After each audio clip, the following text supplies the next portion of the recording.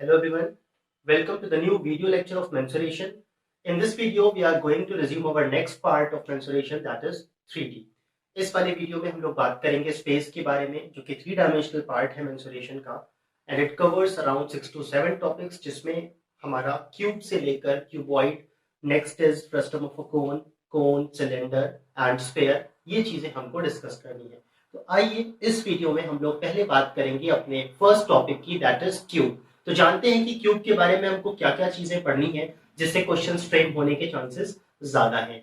As far as 2 dimension has been concern, वहां पर हम लोगों ने दो चीजें पढ़ी थी। The first one is perimeter and the next is area. Now if we are talking about the part cube, तो यहाँ पर 3 डायमेंशनल पार्ट में हमको दो और चीजें पढ़नी है। The first one is surface area and the next is volume. तो देखते हैं कि क्या क्या चीजें हैं जिसको हमको पढ़ना है under the heading of cube.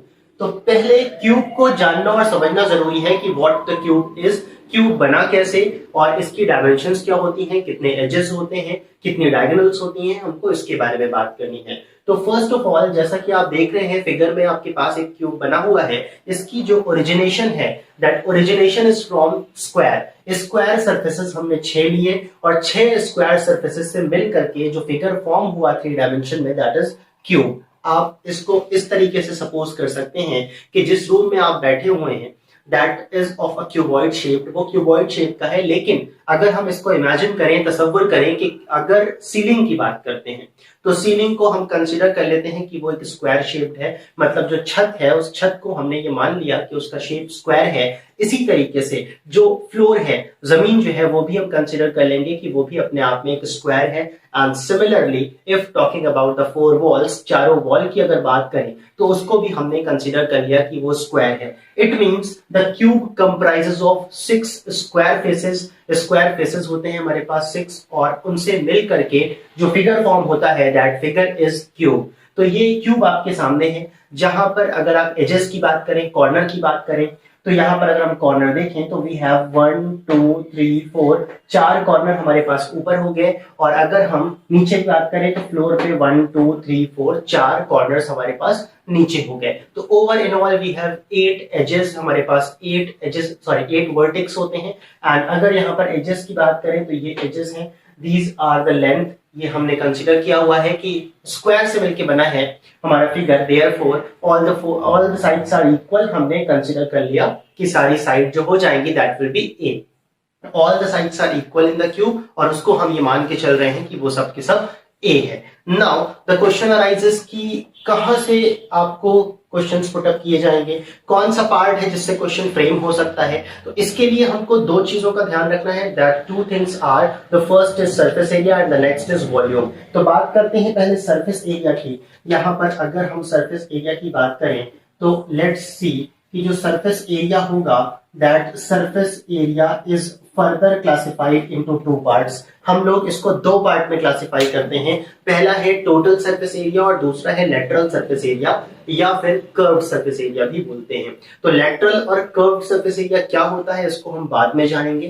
पहला डिस्कशन हमें ये करना है कि what is total surface area. The first point is total surface area. तो हम फाइंड करते हैं कि टोटल सरफेस एरिया क्या होगा। तो यहाँ पर अगर आप टोटल सरफेस एरिया की बात करें तो टोटल सरफेस एरिया, जैसा कि आपको नाम में दिख रहा है कि जितने भी सरफेसेस हैं वो सारे सरफेसेस हमको लेने हैं। We have to find the area of all surfaces. Total surface area ये कहलाएगा। तो अगर हम क्यूब की बात कर रहे हैं तो इट मींस कि वी हैव 6 डिफरेंट फेसेस, 6 के 6 अलग अलग फेस हैं, लेकिन वो सब स्क्वायर शेप्ड फेस हैं। तो अगर हम पहले स्क्वायर की बात करें, जैसा कि फिगर में आपको दिख रहा है कि जो फ्लोर है आपका, वो फ्लोर ब्लैक कलर से शेड किया गया है। तो जो शेडेड रीजन आपको दिख रहा है, ये फ्लोर हो गया, ये जमीन हो गई क्यूब की। तो अगर हम इस शेप की बात करें तो ये शेप आपका स्क्वायर है, और एक स्क्वायर का जो एरिया होता है, वो एरिया आपने पढ़ा है कि वो साइड स्क्वायर होगा। इसका मतलब साइड यहाँ पर ए है तो एरिया हो जाएगा ए स्क्वायर। तो जमीन का जो एरिया हो गया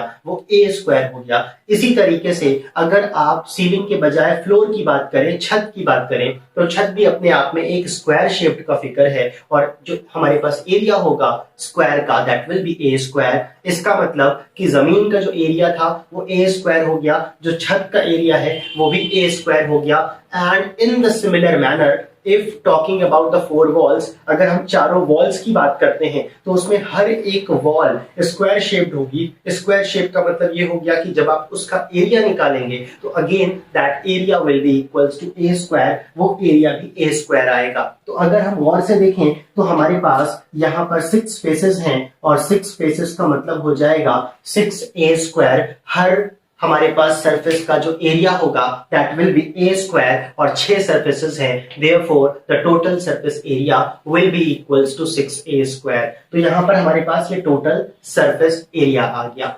इन the similar manner the next is lateral surface area.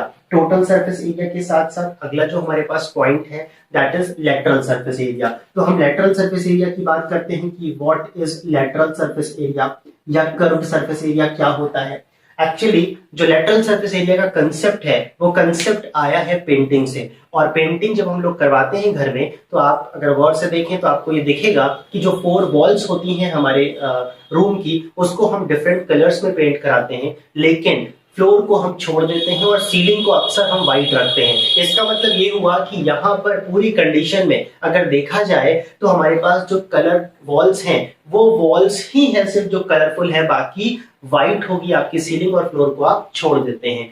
तो मेनली हमारा मोटिव ये होता है कि जब हम पेंट कराएं तो हम वॉल्स पे ज्यादा ध्यान देते हैं। तो वो एरिया हमारे लिए जानना पहले जरूरी होता है कि कितना कितना एरिया है जिसे हमें पेंट करना है।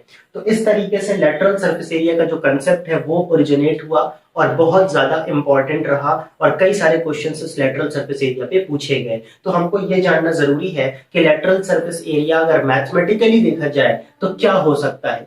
इस कंडीशन में आप टॉप को एलिमिनेट कर देते हैं, बॉटम को एलिमिनेट कर देते हैं, मतलब सीलिंग एलिमिनेट हो जाएगी, फ्लोर एलिमिनेट हो जाएगा और जो बचेगा part that will be the lateral surface, वो आपका लेटरल सरफेस कहलाएगा। इसी तरीके से वो फिगर जो कर्व्ड होते हैं, कर्व होने का मतलब जैसे स्फेयर हो गया, स्फेयर में कर्व होता है सरफेस। इसी तरीके से सिलेंडर की बात करें तो सिलेंडर का जो हमारे पास शेप होगा वो कर्व्ड होता है। तो वहां पर जब टॉप और बॉटम को हटाते हैं तो जो सरफेस कर्व्ड वाला बचता है उस सरफेस का एरिया कर्व्ड सरफेस एरिया कहलाता है। लेकिन जब आप क्यूब और क्यूबॉइड की बात करेंगे तो इनके जो सरफेसेस हैं वो फ्लैट हैं, बिल्कुल प्लेन है, इसलिए हम लोग वर्ड यूज करते हैं लेटरल सरफेस एरिया। तो लेटरल सरफेस एरिया और कर्व्ड सरफेस एरिया दोनों का मीनिंग एक ही है, लेकिन depending upon the figure lateral surface area और कर्व्ड सरफेस एरिया का टर्म हम लोग अलग अलग जगह पर इस्तेमाल करते हैं।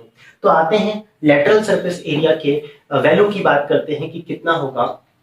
एज आपने देखा अभी यहाँ पर कि यहाँ पर टोटल सरफेस एरिया हमारे पास 6a स्क्वायर है। आप अगर टॉप को हटा दें और अगर बॉटम को हटा दें तो टॉप और बॉटम को हटाने के बाद हमारे पास सिर्फ 4 वॉल्स बचेंगी और 4 वॉल्स का जो एरिया हो जाएगा that will B 4a square, मतलब हर वॉल का एरिया साइड स्क्वायर होगा, क्योंकि यहाँ क्यूब में जो सरफेस हमको मिल रहा है वो स्क्वायर का मिल रहा है। तो यहाँ पर हमारे पास वैल्यू हो जाएगी lateral surface area is equals to 4a square. This is the next formula under the heading of cube. यहां से क्वेश्चंस फ्रेम होने के चांसेस हैं। तो सरफेस एरिया के अंडर में हम 2 चीजें पढ़ते हैं। The first one is total surface area and the next one is lateral surface area. कभी कभी आपसे क्वेश्चन को ट्रिकी बनाने के लिए एक नया वर्ड दे दिया जाता है या एक नई वैल्यू दे दी जाती है, वो क्या होती है हम उसकी बात भी करते हैं। बोलेगा the difference between total surface area and lateral surface area of a cube is 32 centimetre square. ये एक स्टेटमेंट होगा क्वेश्चन का और ये बहुत कॉमन स्टेटमेंट है। इस तरीके से क्वेश्चन फ्रेम होते हैं। तो स्टेटमेंट मैं रिपीट कर रहा हूं, आपसे कहा जाएगा the difference between total surface area and lateral surface area of a cube is 32 centimetre square. तो यहां से अगर हम ध्यान से देखें तो टोटल सरफेस एरिया और लेटरल सरफेस एरिया के बीच का जो डिफरेंस आ रहा है वो डिफरेंस फिजिकल सेंस में क्या है, वो सिर्फ इतनी सी बात है कि आपको टोटल सरफेस एरिया में से लेटरल सरफेस एरिया माइनस करना है। जब आप टोटल सरफेस एरिया में से लेटरल सरफेस एरिया माइनस करेंगे तो माइनस करने के बाद 4 वॉल्स पूरी हट जाएगी और जो बचेगी वैल्यू हमारे पास वो एक सीलिंग होगा और एक फ्लोर होगा। तो ध्यान से देखिए कि जब आप डिफरेंस निकालेंगे तो 6a स्क्वायर में से ये 4a स्क्वायर माइनस होगा और जो 4a स्क्वायर माइनस हो रहा है ये लेटरल सरफेस है। लेटरल सरफेस का मतलब कि जो 4 वॉल थी उसको आपने हटा दिया, तो जब आप हटा देंगे तो हमारे पास एक सीलिंग बचेगा और एक फ्लोर बचेगा, ये कहलाएगा डिफरेंस। इस पे क्वेश्चंस बहुत ज्यादा फ्रेम होते हैं। तो नेक्स्ट हमारे पास जो पार्ट है, नेक्स्ट हमारे पास जो पोर्शन है दैट इज डेल्टा। डेल्टा का मतलब हो जाएगा total surface area minus lateral surface area. और अगर हम इसकी वैल्यू को देखें तो यहाँ पर हमारे पास वैल्यू आती है 6a² माइनस 4a², और यहाँ पर वैल्यू हो जाएगी डेल्टा की, delta is equals to 2a²। तो ये वैल्यू भी आपको दी जा सकती है, ये वैल्यू भी आपको गिवन हो सकती है, जैसा कि स्टेटमेंट में मेंशन किया गया कि the difference between the total surface area and the lateral surface area of a cube is 32 centimeter square. It means कि ये 2a square जो है उसकी वैल्यू 32 गिवन है। तो जब 2a square की वैल्यू 32 गिवन है तो वहां से आप a की वैल्यू निकाल सकते हैं, मतलब साइड की वैल्यू आपको मिल सकती है। तो साइड की वैल्यू जब मिल जाएगी तो फर्दर आगे आपसे कुछ भी पूछा जा सकता है कि बताइए टोटल सरफेस एरिया कितना होगा, या लेटरल सरफेस एरिया अलग कितना होगा, या वॉल्यूम कितना होगा, या एक नया टर्म आपसे और पूछा जा सकता है कि what will be the length of the diagonal, diagonal की लेंथ कितनी होगी। या दूसरा एक नया वर्ड आपको दिया जा सकता है, find the length of the longest rod और longest pencil that can be put inside a cube. इस क्यूब के अंदर लॉन्गेस्ट रॉड या लॉन्गेस्ट पेंसिल जो हम पुट कर सकते हैं उसकी लेंथ बताइए। तो ये डायगोनल को पूछने का एक इनडायरेक्ट तरीका है जिसमें आपको उलझाया जाता है और आपको डेविएट किया जाता है टॉपिक से। तो ये हमारे पास पोर्शन था डिफरेंस का। तो सरफेस एरिया में ये तीन चीजें इंपॉर्टेंट हैं। The first one is total surface area, the next one is lateral surface area, and the third one is the difference between the total surface area and the lateral surface area. ये हमारा portion surface area का था। Now the next thing which we have to discuss is volume. हमें जो अगली बात करनी है वो बात हमें करनी है वॉल्यूम पे। तो वॉल्यूम पे देखते हैं कि क्या क्या चीजें हैं वॉल्यूम के अंदर, क्वेश्चंस कैसे बनते हैं उसकी बात करेंगे। देखिए वॉल्यूम एक्चुअली होता क्या है कि किसी भी कंटेनर का जो वॉल्यूम होता है उसका मतलब होता है कि कितनी कैपेसिटी वो कंटेन कर रहा है। फॉर एग्जाम्पल कि अगर हम इस क्यूब की बात करें तो इस क्यूब के वॉल्यूम का मतलब होगा कि हाउ मच वाटर और how much a liquid this cube contains. इस क्यूब के अंदर कितनी वाटर, कितना लिक्विड या कितनी गैस या समथिंग एल्स, कितना ये ऑक्यूपाई कर सकता है space, that is said to be the volume. वो वॉल्यूम कहलाएगा। और उसको निकालने का जो मैथमेटिकल फॉर्मूला है वो समझने के लिए मैं आपको छोटा सा एक एग्जांपल देता हूं। कंसीडर करते हैं कि ये हमारे पास एक क्यूब है और इस क्यूब के अंदर हम पानी भरने वाले हैं। अब सवाल ये है पानी क्यों भरेंगे? इसलिए पानी भरेंगे क्योंकि हम बात किसकी कर रहे हैं, वॉल्यूम की बात कर रहे हैं। And volume defines the capacity of a container, ये कैपेसिटी को बताता है। तो कैपेसिटी जानने के लिए हमने पानी भरना शुरू किया। द एग्जाम्पल इज कि जैसे ही हमने पानी भरना शुरू किया तो जो पानी होगा वो पानी पहले कहां जाएगा, फ्लोर पे जाएगा। इसका मतलब ये हो गया कि जब आपने पानी भरना शुरू किया तो पानी पहले पहुंचेगा फ्लोर पे, और फ्लोर जो हमारे पास है उसका शेप है स्क्वायर। अभी आपको पढ़ाया कि क्यूब जो बना हुआ है, क्यूब की जो फॉर्मेशन है वो फॉर्मेशन स्क्वायर से है। तो जो हमारे पास बेस है वो बेस स्क्वायर शेप्ड है। पानी पहले कहां फैलेगा, बेस पे फैल जाएगा। जब पानी बेस पे फैल जाएगा तो how much area it covered, इसका मतलब स्क्वायर ऑफ द एरिया। यहाँ पर sorry area of the square. तो उसका मतलब ये हो गया कि जब पानी भर गया तो पानी पहले फ्लोर पे गया, और जो फ्लोर का एरिया है that area is equals to a square. तो यहाँ पर जब आप वॉल्यूम की बात करते हैं तो पानी पहले कहाँ गया, ए स्क्वायर पे गया। इसका मतलब यहाँ पर पानी पहले जमीन पे फैल चुका है और जमीन का जो एरिया हो जाएगा वो ए स्क्वायर हो जाएगा जब पानी कंप्लीटली फ्लोर पे चला जाएगा। अब इसको और फर्दर जगह नहीं मिलेगी एक्सपैंड होने की, तो पानी ऊपर चढ़ना स्टार्ट होगा। जब पानी ऊपर चढ़ना स्टार्ट होगा तो कहां तक जाएगा पानी, जरा चेक करिए। पानी की जो हाइट होगी वो कहां तक होगी, ए तक होगी। पहले पानी यहाँ इस शेडेड रीजन पे गया, जब ये शेडेड रीजन कवर हो चुका है पानी से तब अब ये जो लिक्विड होगा, जो पानी होगा वो आपका ऊपर जाएगा और हाइट कितनी है, ए है। तो इसका मतलब ए स्क्वायर से पहले पानी गया इनटू अब वो कहां तक जाएगा, ए तक जाएगा। So volume is equals to a cube. ये हमारे पास वॉल्यूम का फॉर्मूला हो जाएगा, वॉल्यूम ऑफ द क्यूब का। तो यहाँ पर आप देख रहे हैं कि ये वॉल्यूम हो गया and these are the surface area. ये सरफेस एरिया है, टोटल है, लेटरल है और उनका डिफरेंस है। तो ये हमारे पास इंपॉर्टेंट पार्ट्स हैं। इसको हम बोल सकते हैं कि ये हमारा फोर्थ इंपॉर्टेंट पॉइंट हो जाएगा, volume is equals to side cube का। Now in the similar manner talking about the next important part, जिसकी बात अभी मैंने थोड़ी देर पहले करी थी, द लॉन्गेस्ट रॉड और longest pencil that can be put inside the cube. इसका मतलब हम बात कर रहे हैं डायगोनल की। तो डायगोनल भी अपने आप में बहुत इंपॉर्टेंट पार्ट है जहां से क्वेश्चन फ्रेम होता है, तो इसको भी हम पढ़ेंगे। तो यहां पर देखते हैं कि what is the length of the diagonal. Diagonal को किस तरीके से समझेंगे, हम इसकी बात करते हैं। डायगोनल को निकालने का तरीका यह है कि फर्स्ट ऑफ ऑल आप इसको इमेजिन करिए कि जिस रूम में आप बैठे हुए हैं उसके टू अपोजिट कॉर्नर्स का मतलब हो गया, अगर आप यहां पर टॉप ले रहे हैं तो इस टॉप के साथ साथ ये पीछे वाला पोर्शन है, ये रूम का जो टॉप कॉर्नर आप ले रहे हैं ये पीछे वाला दिख रहा है, और ये हमारे पास जो पोर्शन हो जाएगा आगे वाला कॉर्नर, जब आप इसको मिलाएंगे तो this is said to be the diagonal. ये डायगोनल कहलाएगी रूम की। इसी तरीके से जरूरी नहीं है कि आप यहां से यहां मिलाएं, हो सकता है कि आप इस वाले कॉर्नर को ले लें। अगर आगे वाले कॉर्नर को लेंगे तो डायगोनली इधर पीछे वाला कॉर्नर आपको लेना पड़ेगा, तब जाके डायगोनल बनेगी। तो हमको डायगोनल की लेंथ निकालनी है। What is the length of the diagonal. मैं डेरिवेशन पे नहीं जाऊंगा, we are talking about the competitive point of view. तो यहाँ पर जो डायगोनल की वैल्यू हो जाएगी that d is equals to, वो हो जाएगी a√3। यहाँ पर a√3 वैल्यू हो जाती है। तो ये डायगोनल जो हमारे पास वैल्यू आ गई, आप याद करिए कि जब हम इसको 2 डायमेंशनल में पढ़ रहे थे, जब हमने इसको स्क्वायर में पढ़ा था, तो डायगोनल की जो वैल्यू आई थी वो a√2 आई थी। But when talking about the 3 dimensional part, जब हम बात क्यूब की कर रहे हैं, तो a√2 के बजाय a√3 हमको वैल्यू मिल रही है। d is equals to a√3 हो जाएगा। ये हमारे पास एक अगला इंपॉर्टेंट पॉइंट हो गया। ये फॉर्मूला हमारे पास डायगोनल का हो गया। तो अपार्ट फ्रॉम दिस, इसके अलावा कभी कभी ऐसा भी होता है कि रिमेंबर, जब यहां पर हम लोग बात √3 की कर रहे हैं, तो √3 की जो वैल्यू हो जाएगी वो √3 की वैल्यू हो जाएगी 1.732 अप्रोक्स। कभी कभी ऐसा भी होता है कि हमारे पास जो डायगोनल की लेंथ होती है, जो पेंसिल की लेंथ होती है, जो रॉड की लेंथ होती है, वो रूट में ना गिवन होकर के आपसे पूछा जाता है कि इसकी अप्रोक्सीमेट वैल्यू बताइए, राउंड ऑफ करके डेसिमल में कितनी आएगी। तो आप √3 की वैल्यू यूज कर सकते हैं 1.732। ये अप्रोक्सीमेट वैल्यू है √3 की। तो जब हमारे पास साइड मेंशन होगी और साइड के साथ साथ हमसे पूछ लिया जाएगा कि बताइए डायगोनल की लेंथ कितनी है, तो उस कंडीशन में साइड की वैल्यू पुट करेंगे और उसके बाद हम लोग √3 से मल्टीप्लाई कर देंगे। ये वैल्यू है और हमको अप्रोक्सीमेट वैल्यू मिल जाएगी length of the longest rod और length of the longest pencil that can be put inside a cube.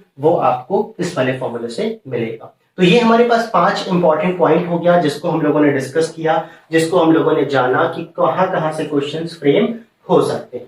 दूसरी एक इंपॉर्टेंट बात आपसे ये करनी है कि जब हम बात सरफेस एरिया की कर रहे हैं, तो सरफेस एरिया के फॉर्मूले में आप जरा गौर से देखिए कि यहाँ आपको पावर 2 मिल रही है।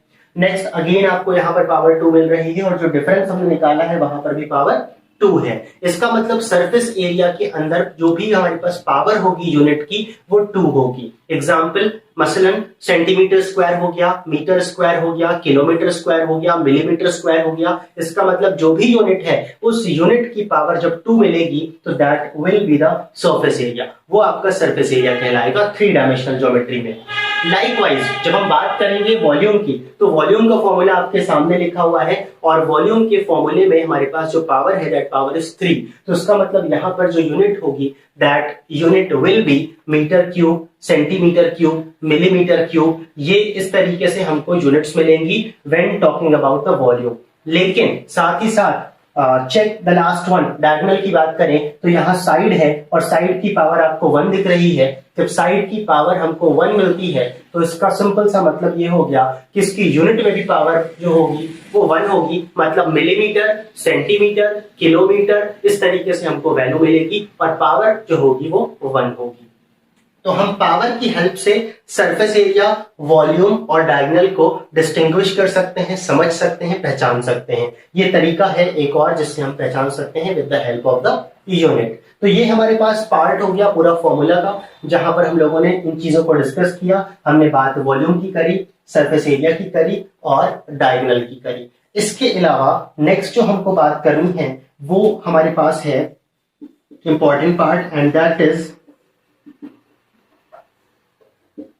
relationship between diagonal surface area and volume of a cube. हमको बात इस वाले पोर्शन की करनी है, तो आइए हम इसको डिस्कस करते हैं कि क्या है। हम बात करेंगे तीनों फॉर्मूले की। वन मोर थिंग कि जब क्वेश्चन में आपसे ये कहा जाए सरफेस एरिया, तो what does it means. Surface area का सीधा मतलब ये होता है कि यहां पर हमारे पास surface area is the total surface area. अगर क्वेश्चन में सिंपली सरफेस एरिया बोलेगा तो उस कंडीशन में हम लोग इसको कंसीडर करेंगे कि ये टोटल सरफेस एरिया की बात हो रही है। तो यहां पर लिखा हुआ है relationship between diagonal surface area and volume of a cube. So let's start. यहां पर हमने तीन फॉर्मूले देखे। जब हमने टोटल सरफेस एरिया की बात करी तो टोटल सरफेस एरिया की वैल्यू हमारे पास थी 6a²। इसी तरीके से जब हमने वॉल्यूम की बात करी तो हमारे पास पावर थी क्यूब, और इसी तरीके से जब हमने बात करी डायगोनल की तो हमारे पास वैल्यू थी a√3। ये तीन वैल्यूज हमारे पास हैं। सरफेस एरिया हमारे पास ये हो गया, वॉल्यूम हमारे पास ये हो गया, और डायगोनल हमारे पास b is equals to a√3 हो गया। हम इन तीनों के रिलेशनशिप को ड्रॉ करने वाले हैं। आइए देखते हैं कि किस तरीके से हम लोग इसको करेंगे। यहां पर अगर ध्यान दें तो सरफेस एरिया में जो हमारे पास पावर है that power is of a²। a की पावर हमको 2 मिल रही है। इसी तरीके से अगर हम यहाँ वॉल्यूम की बात करें तो वॉल्यूम हमारे पास जो मिल रहा है वो a³ मिल रहा है, a की पावर 3 है। Likewise talking about the diagonal, तो डायगोनल की जो वैल्यू हो जाएगी वो a√3 हो जाएगी। तीनों ही फॉर्मूले में एक चीज कॉमन है and that is the length of the cube. Cube की लेंथ जो हमारे पास है साइड की वो कितनी है a। तो a हमको हर जगह कॉमन दिख रहा है। देखिए किस तरीके से सॉल्व करेंगे। हम यहां वैल्यूज निकालने की कोशिश करते हैं। Surface area is equals to हमारे पास 6a² गिवन है। यहां से हम इसको इस तरीके से लिख सकते हैं कि surface area upon 6 is equals to a²। और यहां से अगर आप गौर से देखें तो a की जो वैल्यू निकल करके आएगी that value will be surface area upon 6 हो जाएगा। ये हमारे पास साइड की वैल्यू आ गई from the formula of surface area. इसी तरीके से नेक्स्ट आते हैं। अगर हम बात यहां पर वॉल्यूम की करें तो वॉल्यूम का जो फॉर्मूला है दैट इज a³। यहां से अगर आप a की वैल्यू निकालते हैं तो a की वैल्यू निकालने पे v पे रूट लग जाएगा, लेकिन ध्यान रखिएगा कि जो रूट होगा वो रूट क्यूब रूट होगा। उसका रीजन है कि यहाँ पर राइट हैंड साइड पे हमारे पास पावर 3 है तो क्यूब कन्वर्ट हो जाएगा क्यूब रूट में। तो ये हमारे पास साइड की वैल्यू आ गई वॉल्यूम के टर्म्स में। इसी तरीके से अगर हम लास्ट वाले फॉर्मूले की बात करें d is equals to a√3, यहां से जब आप a की वैल्यू निकालेंगे the value becomes d upon √3। ये हमारे पास तीनों वैल्यूज आ गई। यहाँ पर जो साइड की वैल्यू आई है वो सरफेस एरिया के टर्म्स में आई है, यहाँ पर जो साइड की वैल्यू आई है वो वॉल्यूम के टर्म्स में आई है, और यहाँ पर जो साइड की वैल्यू आई है वो डायगोनल के टर्म्स में आई है। तो हम तीनों a को इक्वेट कर देंगे। On equating all the three diagonal की वैल्यू हमारे पास हो जाएगी d upon √3 is equals to हम आएंगे सरफेस एरिया पे। सरफेस एरिया की वैल्यू हो जाएगी सरफेस एरिया डिवाइड बाई 6 हो जाएगा इज इक्वल्स टू यहाँ पर वैल्यू हो जाएगी v, और ये हमारे पास हो जाएगा क्यूब रूट। तो अपने आप में ये एक इंपॉर्टेंट रिलेशनशिप है जिससे हम लोग देख सकते हैं कि डायगोनल सरफेस एरिया और वॉल्यूम ऑफ अ क्यूब को कैसे आपस में कोरिलेट किया जाता है। मतलब अगर सरफेस एरिया गिवन है और वॉल्यूम पूछ रहा है तो आप इन दोनों को इक्वेट कर दीजिए, इसको एलिमिनेट कर दीजिए। आप इन दोनों को इक्वेट करेंगे तो एक वैल्यू गिवन होगी और दूसरी आपको फाइंड करनी होगी। सिमिलरली हो सकता है कि आपसे सरफेस एरिया ना पूछा जाए और ये गिवन भी ना हो सकता है डायगोनल और वॉल्यूम की बात की जाए, वॉल्यूम गिवन हो आपसे डायगोनल पूछ लिया जाए, तो हम इन दोनों वैल्यू को इक्वेट कर देंगे। तो ये तरीका है जिस तरीके से हम किसी भी दो को यूटिलाइज कर सकते हैं डिपेंडिंग अपॉन द क्वेश्चन, कि क्वेश्चन में क्या चीज गिवन है और क्या चीज आपसे पूछी जा रही है। कभी कभी ऐसा भी होता है कि आपसे डायरेक्टली क्वेश्चन पुट अप कर लिया जाए कि find the volume of a cube in terms of surface area. बताइए कि क्यूब का जो वॉल्यूम होगा वो सरफेस एरिया के टर्म्स में क्या होगा। तो हम इन दोनों को इक्वेट कर देंगे, यहां से वॉल्यूम निकाल लेंगे, जैसे ही वॉल्यूम निकालेंगे हमको सरफेस एरिया मिल जाएगा। मतलब यहाँ क्यूब रूट है, जब ये क्यूब रूट इधर शिफ्ट होगा तो पावर 3 लग जाएगी। इस तरीके से भी क्वेश्चन फ्रेम हो सकते हैं, इसलिए ये वाला स्टेटमेंट बहुत ज्यादा इंपॉर्टेंट है। Apart from this healthy discussion, the next one is a question. एक क्वेश्चन हम लोग डिस्कस करेंगे and that question is for what value of side of a cube volume is equal to its surface area। ये आपके पास एक question है और question को अगर ध्यान से देखिए तो लिखा हुआ for what value of side, side की कौन सी वैल्यू के लिए ऐसा होगा कि वॉल्यूम और सरफेस एरिया आपस में बराबर हो जाए। तो देखते हैं यहां पर जैसा कि आपको बोला गया है since volume is equals to surface area है, तो यहां पर हम वॉल्यूम की जगह वैल्यू पुट कर देंगे दैट इज ए क्यूब, और सरफेस एरिया का फॉर्मूला हमको पता है कि वी हैव 6a²। जब a² इधर डिवीजन में आएगा तो डिवीजन में आने के बाद हमारे पास जो वैल्यू हो जाएगी that will be equals to 6। मतलब कि अगर साइड की वैल्यू 6 हो जाती है तो साइड की वैल्यू 6 हो जाने की कंडीशन में हमारे पास वॉल्यूम और सरफेस एरिया आपस में इक्वल हो जाएंगे। लेकिन शर्त यह है कि सिर्फ ये न्यूमेरिकली बराबर होंगे, ये यूनिट वाइज बराबर नहीं होंगे। उसका रीजन मैंने आपको पिछले वाले वीडियो लेक्चर में बताया था कि जब हम पावर्स की बात करते हैं तो सरफेस एरिया जो होता है वो पावर 2 होती है, लेकिन वॉल्यूम की बात करेंगे तो यहाँ पावर 3 है। तो पावर 2 और पावर 3 हम इक्वेट नहीं कर सकते,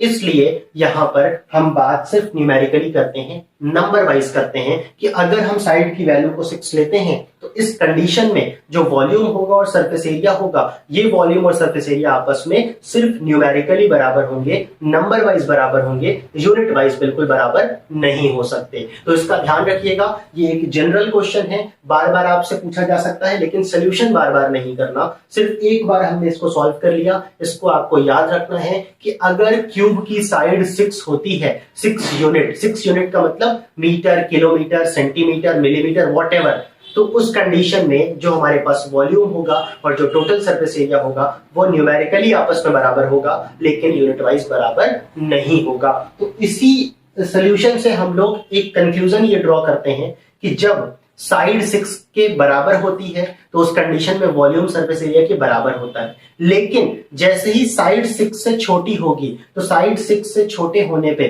साइड अगर 6 से छोटी हो गई तो उस कंडीशन में वॉल्यूम छोटा हो जाएगा सरफेस एरिया से, और जैसे ही साइड 6 से बड़ी होगी तो वॉल्यूम बड़ा हो जाएगा सरफेस एरिया से। तो यहां हम ये कंक्लूड कर सकते हैं कि we have 3 different cases. The first one is कि जब साइड हमारे पास 6 से छोटी हो जाए, जब साइड 6 से छोटी हो जाए तब, और 6 के बराबर हो जाए तब, और 6 से बड़ी हो जाए तब। ये तीनों ही केस साइड के लिए है कि अगर साइड हमारी 6 से छोटी हो गई, साइड 6 के बराबर हो गई और साइड 6 से बड़ी हो गई। तो जब साइड 6 से छोटी होगी तो वॉल्यूम छोटा होगा सरफेस एरिया से, जब साइड 6 के बराबर होगी तो वॉल्यूम बराबर हो जाएगा सरफेस एरिया के, और जब साइड 6 से बड़ी होगी तो वॉल्यूम बड़ा हो जाएगा सरफेस एरिया से। लेकिन शर्त यह है कि सिर्फ ये न्यूमेरिकली होगा, यूनिट वाइज नहीं हो सकता। ये कंक्लूजन आप ध्यान रखिएगा।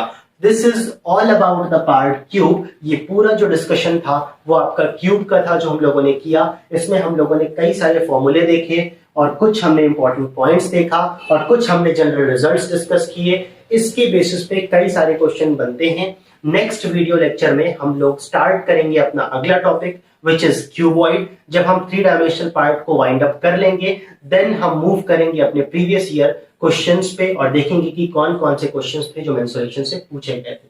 तब तक के लिए गुड बाय।